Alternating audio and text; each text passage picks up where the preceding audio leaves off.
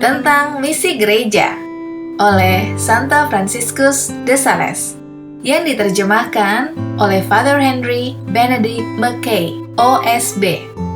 Bab 3, mengenai para reformis yang berpura-pura tidak mempunyai misi langsung atau misi luar biasa dari Tuhan. Alasan-alasan ini begitu kuat sehingga kelompok Anda yang paling solid telah mengambil posisi di tempat lain selain dalam misi biasa dan mengatakan bahwa mereka diutus secara luar biasa oleh Tuhan karena misi biasa telah dirusak dan dihapuskan bersama dengan gereja sejati itu sendiri di bawah kekuasaan gereja. Tirani atau kebengisan antikristus. Ini adalah tempat perlindungan mereka yang paling aman, yang karena hal ini bisa terjadi pada semua jenis bidah, layak untuk diserang dengan sungguh-sungguh dan digulingkan sepenuhnya. Mari kita susun argumen kita secara berurutan untuk melihat apakah kita dapat memaksakan brigade atau pelindung atau pembatas terakhir mereka. Pertama, saya katakan bahwa tidak seorang pun boleh menuduh adanya misi luar biasa, kecuali ia membuktikannya dengan mukjizat. Sebab, di mana kita harus berada jika dalih misi luar biasa ini diterima tanpa bukti? Bukankah itu akan menjadi jubah bagi segala macam lamunan? Arius, Marcion, Montanus, Mesalius, tidakkah bisa mereka diterima dalam martabat para reformis ini dengan sumpah yang sama? Tidak pernah seorang pun yang diutus secara luar biasa kecuali dia membawa surat penghargaan ini dari Yang Mulia. Musa segera diutus oleh Tuhan untuk memerintah bangsa Israel. Dia ingin mengetahui nama siapa yang mengutusnya. Ketika dia telah mempelajari nama Tuhan yang terpuji, dia meminta tanda-tanda dan hak paten dari tugasnya. Tuhan sejauh ini menganggap permintaan ini baik, sehingga dia memberinya rahmat 3 jenis keajaiban dan mukjizat yang bisa dikatakan sebagai 3 pengesahan dalam 3 bahasa yang berbeda sesuai dengan perintah yang diberikan kepadanya, agar siapapun yang tidak memahami satu bahasa dapat memahami bahasa lain. Jika kemudian mereka mengaku adanya misi yang luar biasa, biarlah mereka menunjukkan kepada kita beberapa karya yang luar biasa.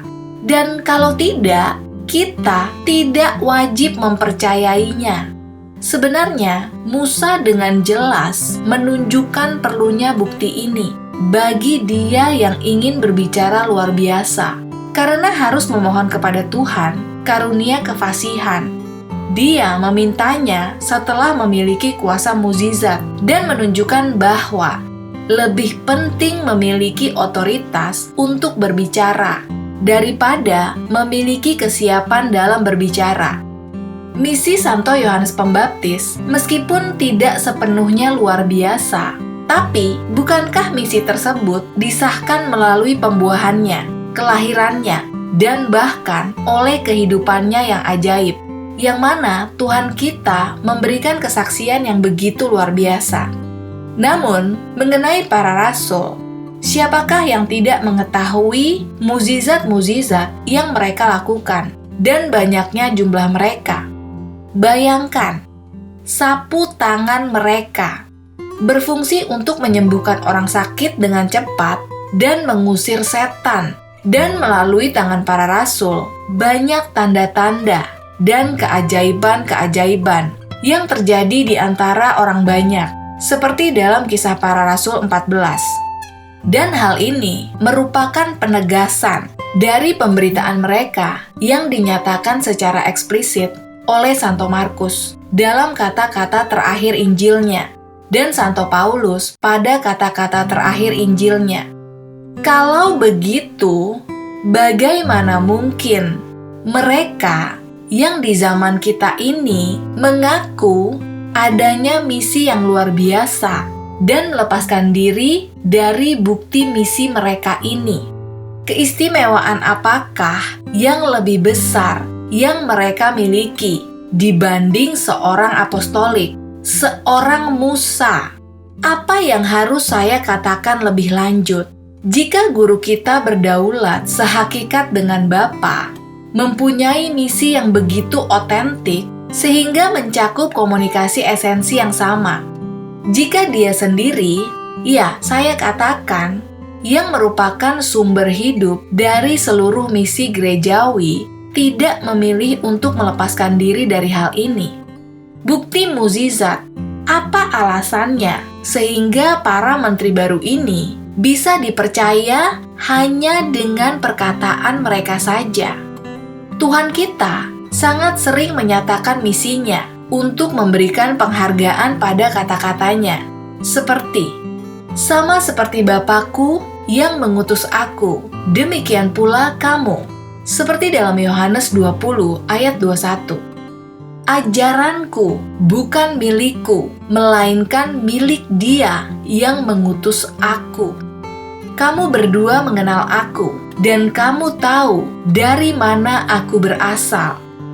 Namun juga untuk memberikan wewenang pada misinya, ia mengemukakan mukjizat-mukjizatnya dan menyatakan bahwa jika ia tidak melakukan pekerjaan-pekerjaan di antara orang-orang Yahudi yang belum pernah dilakukan orang lain, mereka tidak akan berdosa karena tidak mempercayainya. Dan di tempat lain, dia berkata kepada mereka, "Tidakkah kamu percaya bahwa aku ada di dalam Bapa dan Bapa di dalam aku? Jika tidak, percayalah pada karya itu sendiri."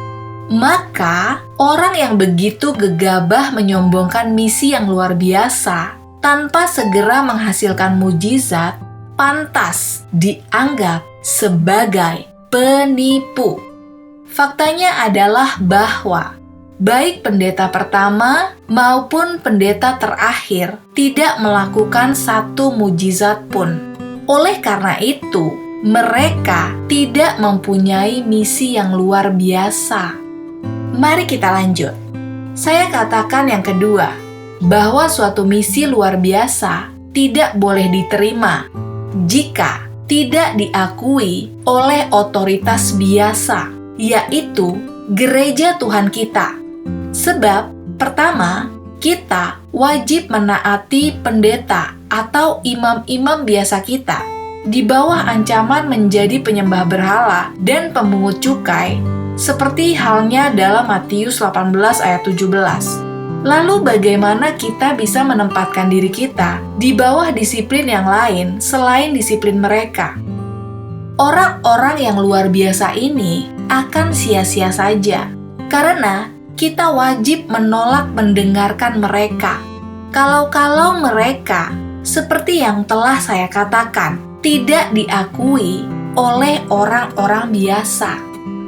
Allah bukanlah pencipta perselisihan, melainkan pencipta persatuan dalam perdamaian, seperti yang tertulis dalam 1 Korintus 14 ayat 33. Terutama di kalangan murid-muridnya dan para pelayan gereja, seperti yang ditunjukkan dengan jelas oleh Tuhan kita dalam doa suci yang Dia panjatkan kepada Bapanya di hari-hari terakhir kehidupan fananya, seperti dalam Yohanes 17. Lalu, bagaimana ia dapat memberikan wewenang kepada dua jenis pendeta, yang satunya luar biasa dan yang lain biasa? Mengenai hal yang biasa, hal itu tentu diperbolehkan. Dan mengenai hal yang luar biasa, maka kami mengandaikannya akan ada dua gereja yang berbeda yang bertentangan dengan firman Tuhan kita, yang paling murni, yang hanya mempunyai satu pasangan, satu merpati, satu yang sempurna. Dan bagaimana mungkin itu bisa menjadi satu kawanan yang bersatu, yang harus dipimpin oleh dua orang pengembala yang saling tidak kenal ke padang rumput yang berbeda, dengan panggilan dan kawanan yang berbeda. Dan masing-masing dari mereka mengharapkan untuk mendapatkan keseluruhannya. Demikian pula halnya dengan gereja di bawah berbagai pendeta atau imam biasa. Dan yang luar biasa terseret ke sana kemari ke dalam berbagai sekte. Atau apakah Tuhan kita terbagi? Lihatlah yang tertulis dalam 1 Korintus 1 ayat 13. Baik di dalam dirinya sendiri atau di dalam tubuhnya, yaitu gereja. Sebenarnya tidak, sebab sebaliknya, hanya ada satu Tuhan yang telah menyusun tubuh mistiknya dengan anggota-anggota yang sangat beragam. Satu tubuh yang dipadatkan dan disatukan dengan baik oleh apa yang disediakan oleh setiap sendi, menurut cara kerja setiap bagian.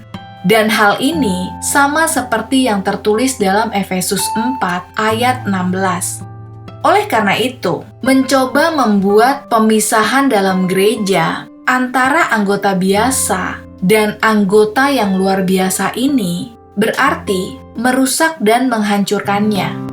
Kita kemudian harus kembali pada yang telah kita katakan, bahwa suatu panggilan yang luar biasa tidak pernah sah jika panggilan tersebut tidak disetujui oleh panggilan biasa.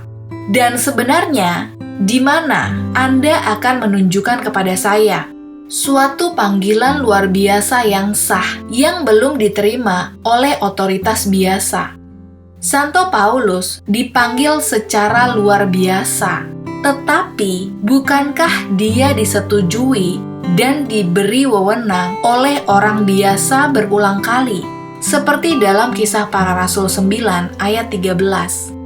Dan misi yang diterima dari otoritas biasa disebut misi oleh Roh Kudus.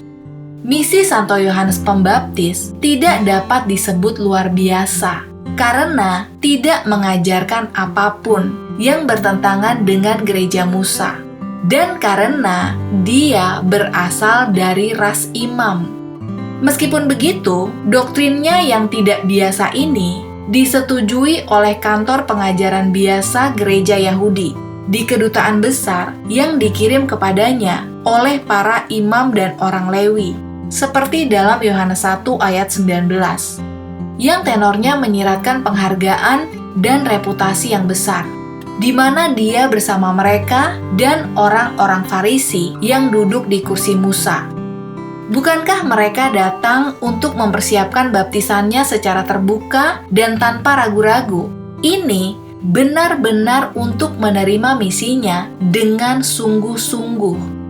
Bukankah Tuhan kita yang adalah guru ingin diterima oleh Simon yang adalah seorang imam? Seperti yang terlihat dari berkatnya Bunda Maria dan Santo Yusuf oleh Zakari sang pendeta, sang imam, dan oleh Santo Yohanes. Dan karena hasratnya yang merupakan pemenuhan utama misinya, tidakkah dia ingin memiliki kesaksian kenabian tentang dia yang menjadi imam besar pada waktu itu? Dan inilah yang diajarkan oleh Santo Paulus ketika dia tidak mempunyai seorang pun yang mengambil kehormatan pastoral bagi dirinya sendiri, kecuali dia yang dipanggil oleh Allah seperti Harun, seperti dalam Ibrani 5 ayat 4. Sebab panggilan Harun dilakukan oleh orang-orang biasa dan Musa, sehingga bukan Allah yang segera memasukkan firman sucinya ke dalam mulut Harun, melainkan Musa yang diperintahkan Allah untuk melakukan itu, di mana yang berbunyi, "Bicaralah kepadanya, dan taruhlah firmanku ke dalam mulutnya dan lidahnya," seperti dalam Keluaran 4 ayat 15. Dan jika kita mempertimbangkan perkataan Santo Paulus, kita akan belajar lebih lanjut bahwa panggilan pendeta atau imam dan pemimpin gereja harus diwujudkan secara nyata sebagai paus yang berdaulat dan pendeta atau imam dari segala zaman yang tidak memuliakan dirinya sendiri, yaitu tidak mengambil kehormatan imamat sucinya seperti yang telah dikatakan oleh Santo Paulus sebelumnya. Tetapi dia yang telah mengatakan kepadanya bahwa engkau adalah putraku, pada hari ini aku melahirkan engkau, dan engkau adalah imam selama-lamanya menurut peraturan Melkisedek. Saya mohon agar Anda merenungkan ungkapan ini. Yesus Kristus adalah imam besar menurut peraturan Melkisedek. Apakah dia sendiri yang dilantik dan dimasukkan ke dalam kehormatan ini? Tentunya tidak. Dia dipanggil ke sana. Siapa yang menelponnya? Ya, Bapanya yang kekal. Dan bagaimana? Segera dan pada saat yang sama, secara perantara, segera pada saat pembaptisan dan transfigurasinya dengan suara ini. Inilah putraku yang terkasih, kepadanyalah aku berkenan, dengarkanlah dia. Diperantarai oleh para nabi dan terutama oleh Daud di tempat-tempat yang dikutip oleh Santo Paulus dari Mazmur. Seperti, engkau adalah putraku, pada hari ini aku memperanakan engkau. Engkau adalah imam selama-lamanya menurut peraturan Melkisedek. Dan dimanapun panggilan itu terlihat secara lahiriah. Firman terdengar di awan, dan di dalam Daud terdengar dan dibaca. Namun, Santo Paulus dalam membuktikan panggilan Tuhan kita hanya mengutip bagian dari Daud yang di dalamnya ia berkata bahwa Tuhan kita telah dimuliakan oleh Bapanya.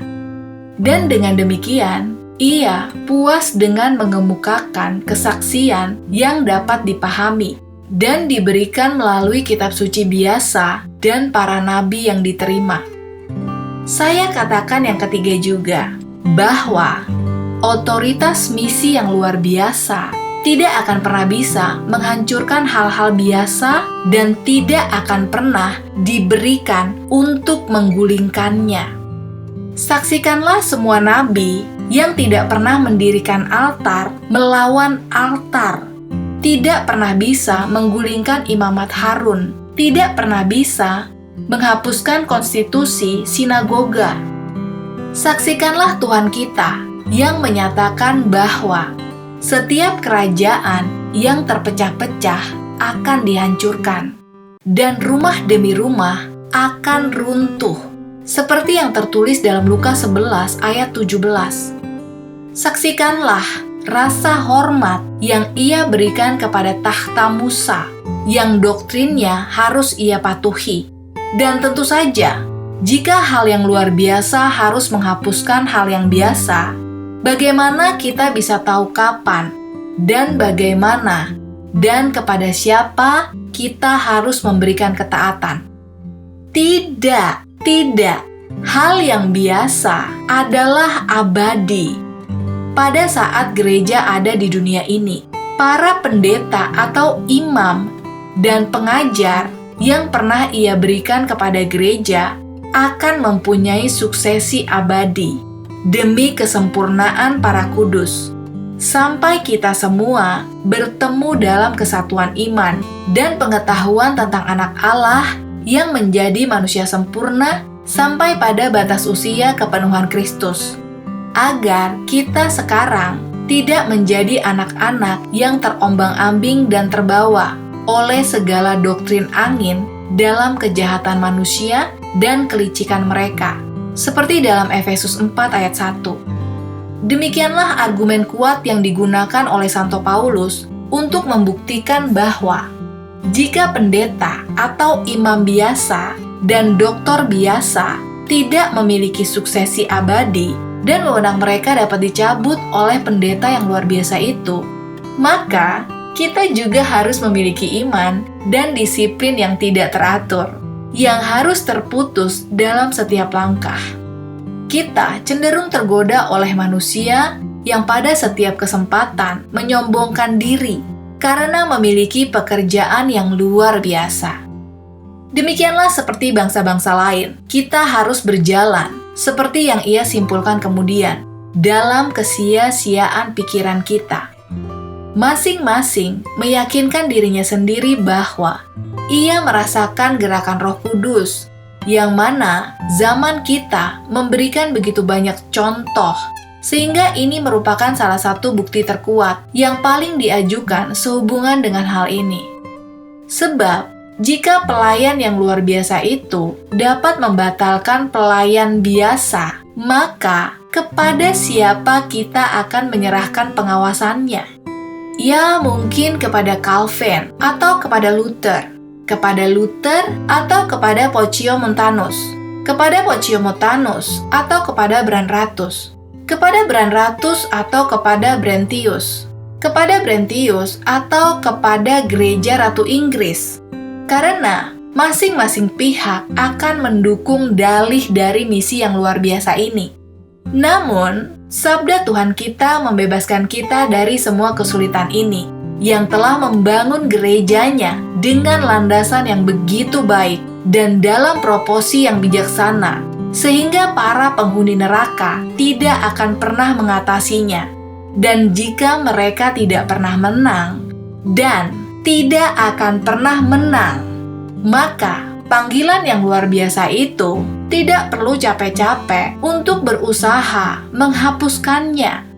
Karena Allah tidak membenci apapun yang diciptakannya. Lalu bagaimana mereka menghapuskan gereja biasa dan menjadikannya menjadi gereja luar biasa? Padahal Dialah yang membangun gereja biasa dan mengokohkannya dengan darahnya sendiri. Demikian kontroversi Katolik bab 3 tentang misi gereja oleh Santo Fransiskus de Sales yang hidup sekitar tahun 1567 sampai 1622. Ia adalah seorang uskup dan pujangga gereja. Sampai jumpa lagi di bab 4. Semoga hal ini dapat menjadi inspirasi iman kita semua. Dan tetaplah setia pada iman Katolik kita, yaitu gereja biasa yang dibangun oleh darah Yesus Kristus. Saya, Benedikta, salam sukacita.